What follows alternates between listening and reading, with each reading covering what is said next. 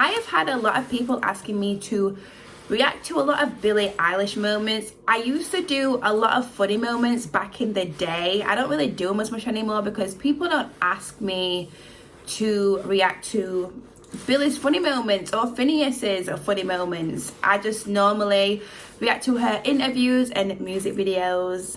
But recently I have had an influx of people asking me to react to certain videos from her. So I was going through my DMs and this was requested quite a few times. This one is called 10 Heartbreaking Billie Eilish Moments. I don't want to cry today, okay? Because I feel like every time I react to Billie on a normal day, I'm crying because her music touches my soul. But let me just try and not get sad today. Before we jump into this, jump over to my Instagram, follow me over there so you know when I'm dropping reaction videos. But also if you'd like to request a Billie video like this, a funny moment video, anything, then follow me and message me, or you can leave it in the comment section down below and I should see it at some point. Just be patient because there's just a lot of messages and stuff. But anyways guys, thank you for watching and I'm gonna jump straight into it. If anybody is watching this, don't post your feelings. I was literally locking myself in the bathroom and making myself bleed because I thought I deserved it. Oh my gosh, that is so sad. Billie Eilish moments. And at number 10, Billie's mom literally saved her life. When she was only 16, Billie was writing a song about jumping off the roof. But when her mother noticed it, her voice was trembling. Are you seriously implying that you jump off the roof? Do you feel okay about a song like that? You don't worry about that? I feel like it's something I want to have said. You don't worry about This song is the reason I don't. Let me just say this. I was saying not the other day, but when I reacted to Billie's interview, you know, when she does it every year, I forgot what it's called. Well, every year interview. I was literally saying it is so refreshing and so nice to see where she is now, because I remember when I reacted to the first interview that she did for Vanity Fair, and I feel like she was not in a good place. No, it wasn't the first one, it was the second one. And she did not seem like she was in a good place at all. But just to look from then to now, like, it's so refreshing and so nice to see that she's in a better place, honestly. Like, even watching this now, like, we know where she is now, you know? And this can be inspiring to people as well, you know? You don't worry about This song is the reason I don't. Like, having this way of saying it instead of doing it is better. And over 6 years later, Billie gave us a very emotional speech about her mom, referencing to the time when she saved her life. And I want to thank my mom for being truly the best mother that I could ever ask for, and thinking never for herself and only for others.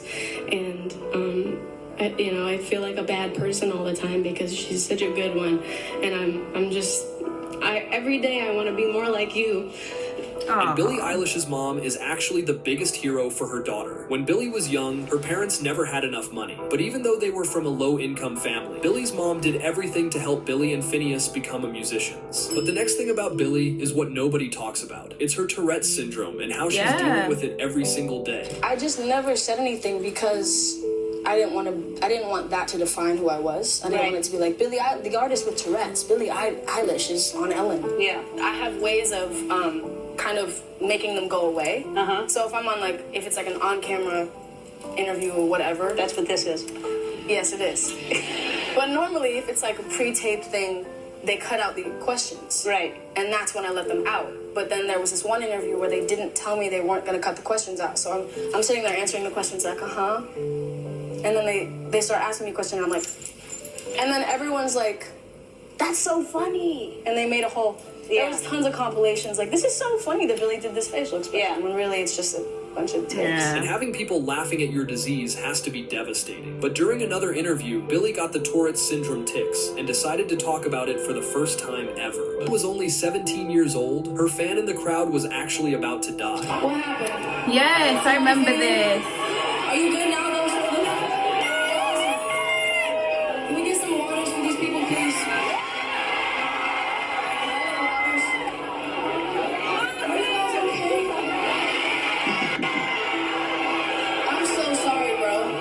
all know that Billie cares about her fans, but that wasn't the only time when Billie stopped performing to help somebody. You need a healer. You need a healer. Can we just grab one? It's okay. Over here too? We got one. It's okay. We got one. Aww.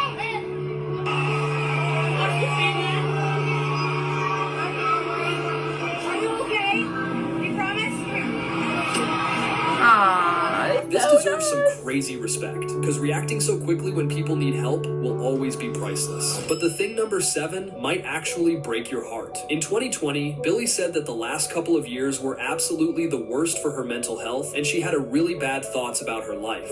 I mean, if I'm honest with you, like, the last 2 years were kind of the worst mentally for me, and it sucks to like know that because and feel that and say that because I had such an amazing like career, you know. That's what I mean. Like, someone can have everything going for them and everything can be going so freaking well, but they just don't feel okay, and that is a normal thing. Like, that's happened to me before.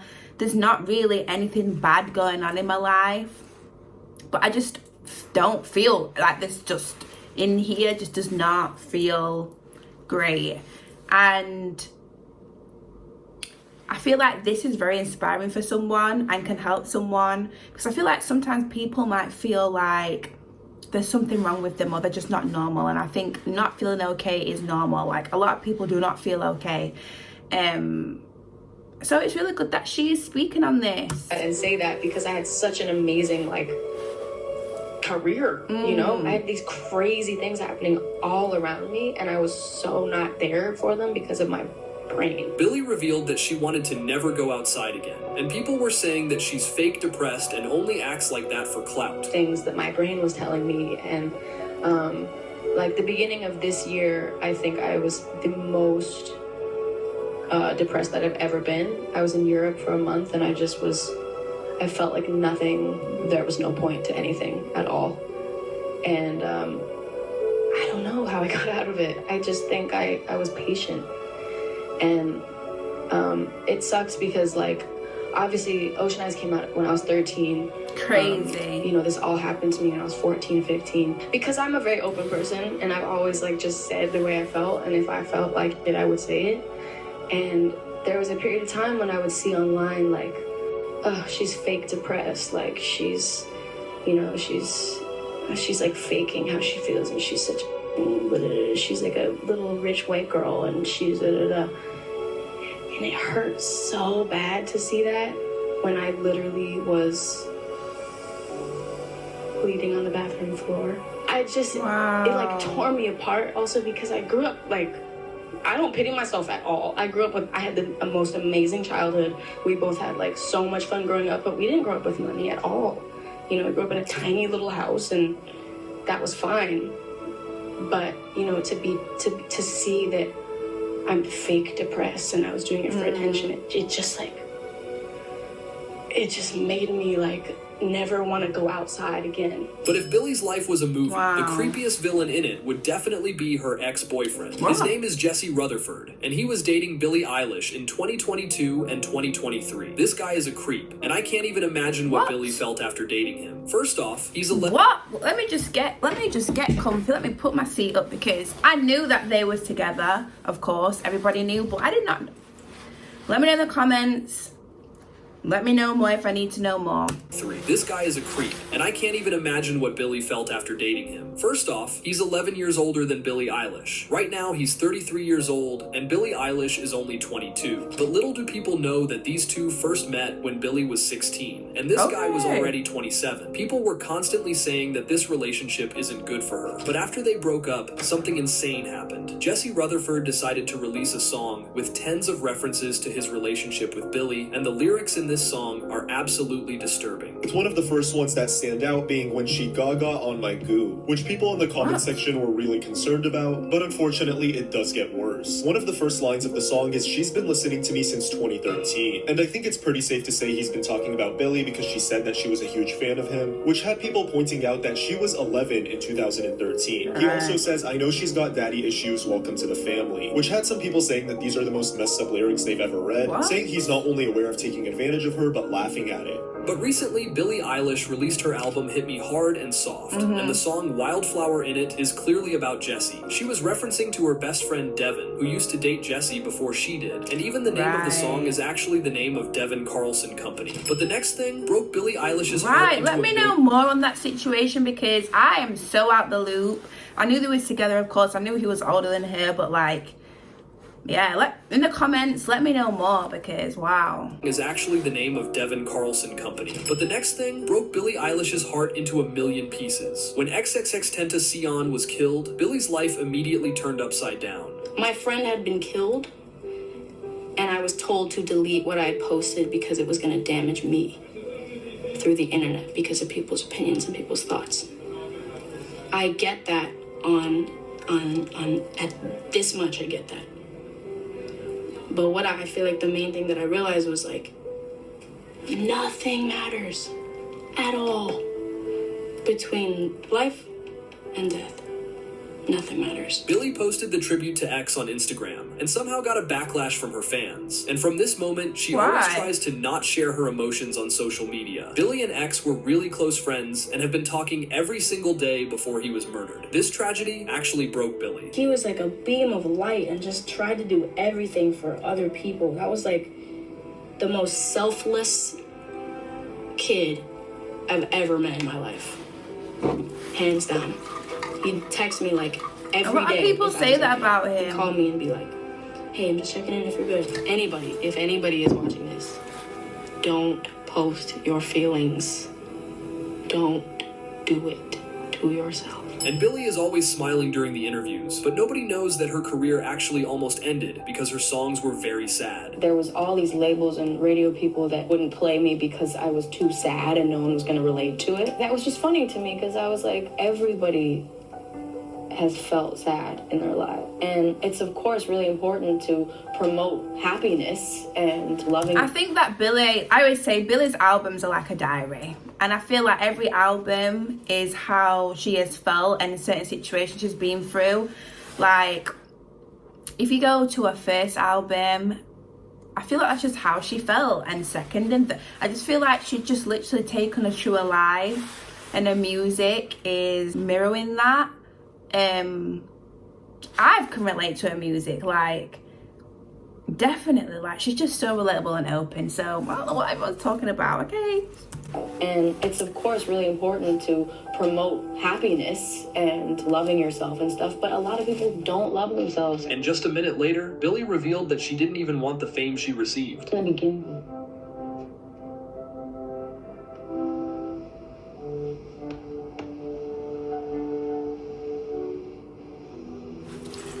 The sound's cut out for some reason. I don't know why. It's on the video.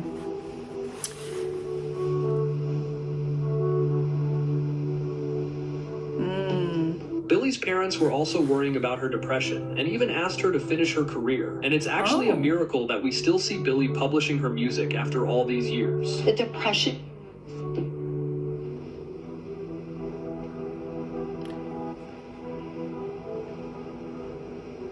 You shared so much with us recently. You did an interview. You talked. Let me just say this. This hair was so iconic. We didn't see no one ever do this hair ever. This was a Billie thing, okay? Like, loved the hair so freaking much. You shared so much with us recently. You did an interview. You talked about the dark times that have happened in your life. Why are you okay sharing that? And why do you want people to know these are the things that happened to you? To be honest, I held back from talking about it for, this whole time until that interview. And I think even like when I've been, like last year, I've kind of come out of that place and started to like be okay and everything like I talked about it. I felt like I couldn't even say that because I was worried. I don't know. The internet's crazy. So you kind of worry. You don't know what people are going to say. And like, I kind of decided after talking to a couple people, I was like, you know what?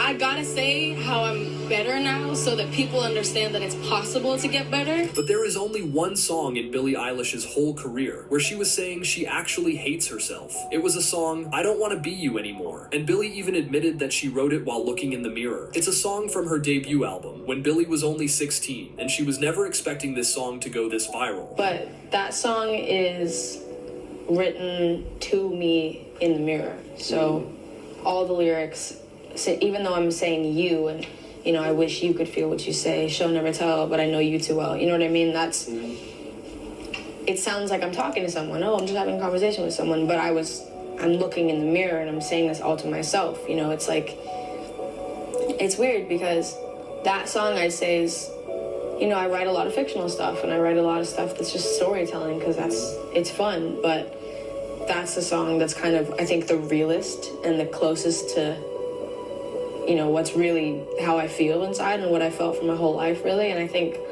it's one of those things that, like, everyone's looked in the mirror and not wanted to be the person in the mirror. Everyone. You know, you can be like the luckiest person on the planet. You can have all you want in the world and whatever. And no matter if you're happy or sad, you can look in the mirror and not want to be that person. And that's just a relatable thing, I feel like, and everyone's felt that way and been there, so yes. I kind of took it to the next level. But the next emotional moment is so heartbreaking, it even shocked the interviewer. I was in Berlin, and I was alone in my hotel, and I remember there was, like, a window right there, and I remember crying because I was thinking about how the way that I was gonna die was I was gonna do it. This is the toughest Billie Eilish video I've ever watched, and her emotions there are just indescribable. When I heard that, I thought, God, I wonder if Billie was talking about herself. Mm-hmm. I was. Why do you think you didn't? My mom. Yeah. Your mom. Aww. This page was kind of like the peak, I would say. I was like 14, 15. I had razors hidden in places, and I had Band-Aids hidden in a little corner. I remember of my watching room, this and I always had documentary. Band-Aids on my wrists. I was literally locking myself in the bathroom and making myself bleed because I thought I deserved. Nobody in this world deserves going through this, and I can't even imagine what Billie had to experience. And talking about it publicly makes Billie an actual superhero. But number one is why people love Billie Eilish. Billie is always genuine with her fans. Yeah. There were countless times when Billie was helping people on her shows and giving her followers some help on her social medias. But sometimes there is another side of being so honest. Since Billie always puts her heart and soul into her songs, she experiences these emotions every single time she performs them.